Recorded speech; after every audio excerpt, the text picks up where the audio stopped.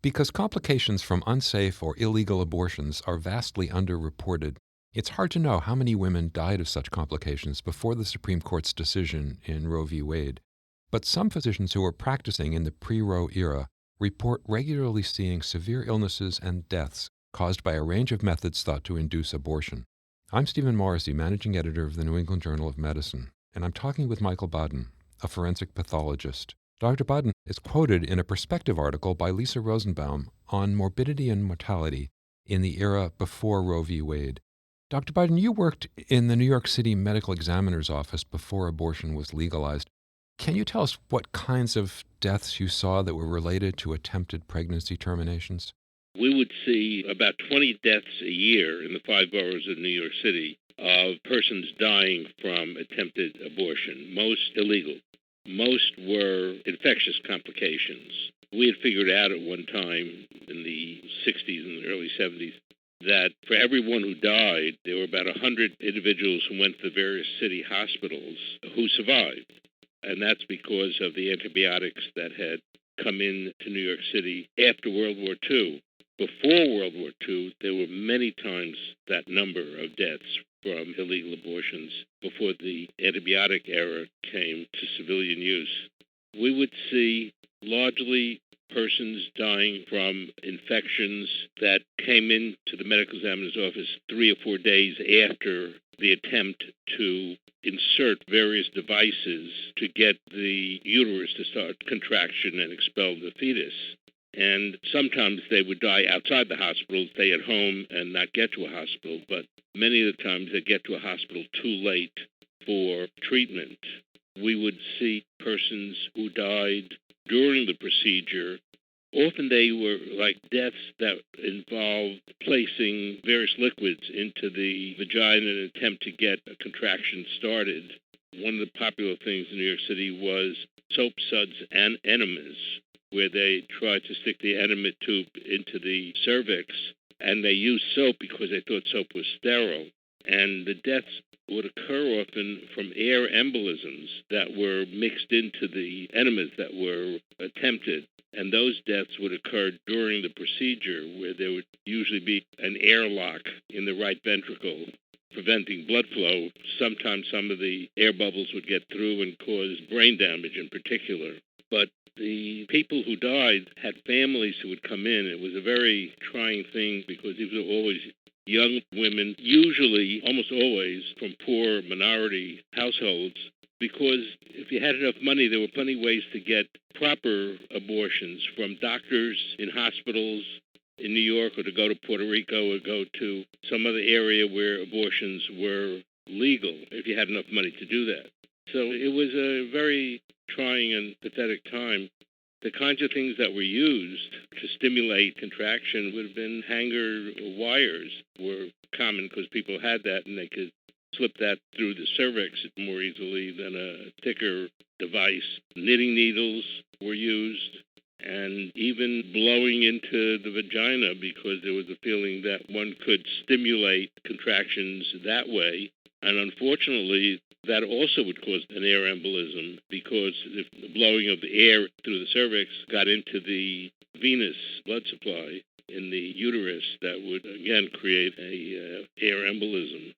The article also talks about women who survived, sometimes with uterine necrosis, renal failure, resulting from chemical abortions. What kinds of long-term complications did physicians see among women who actually lived through these unsafe abortions?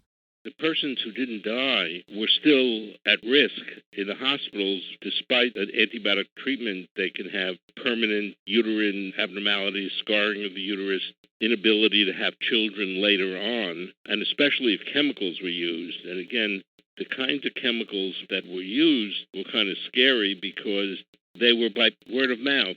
A friend said, I used potassium permanganate.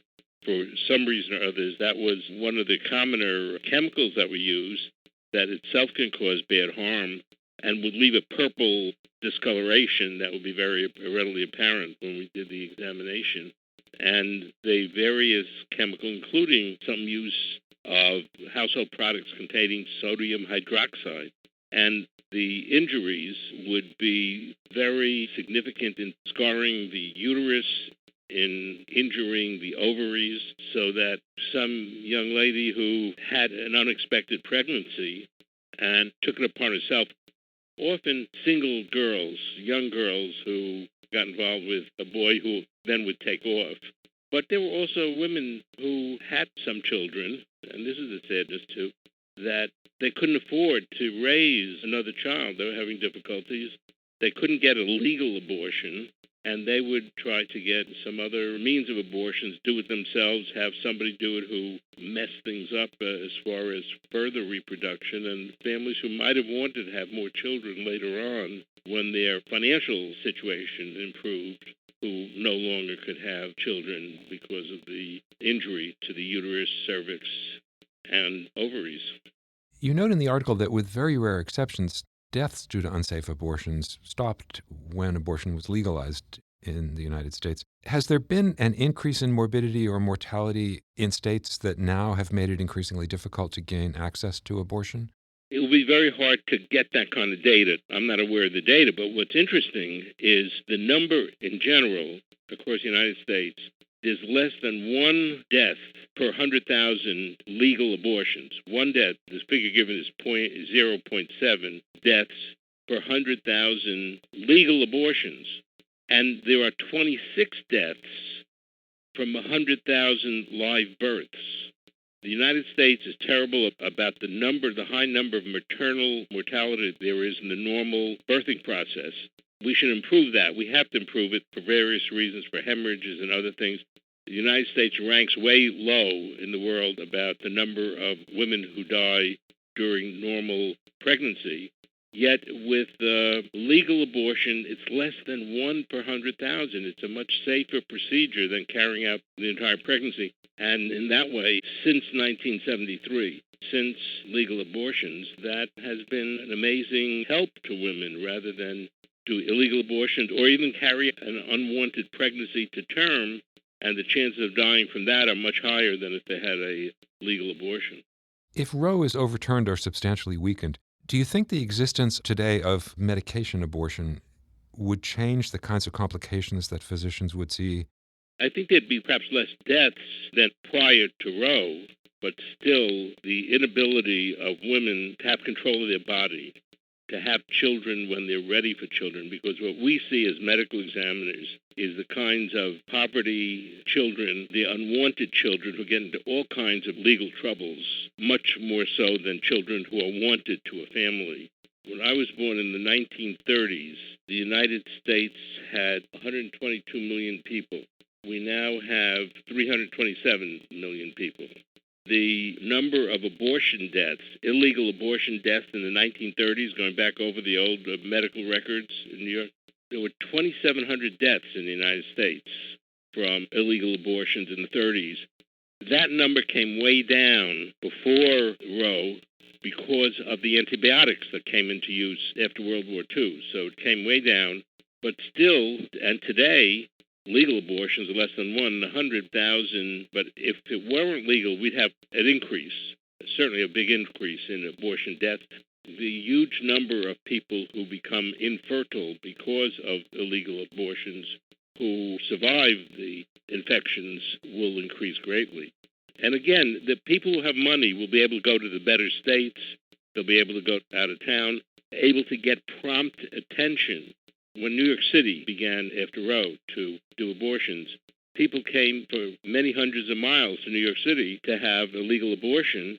And by the time they get there, there's an increase in complications and deaths, both because delay in treatment. With prompt treatment, legal abortions are extremely safe. With any obstacle that's put in front of it, increases the danger of death and more so of chronic infertility. So finally, what do you say to physicians and others who haven't seen what the pre-Roe era looked like and don't consider abortion to be a major health issue? I would say not only do these poor women go through a terrible physical, the families would come in to identify their dead daughter and indicate how much pain and suffering the girl was in from the infections, largely infections that occurred, not knowing that there's necessarily legal abortion. All they knew is the daughter was pregnant and now she was feeling sick. The pain of just going to a hospital and even getting cured by antibiotics created a great deal of pain.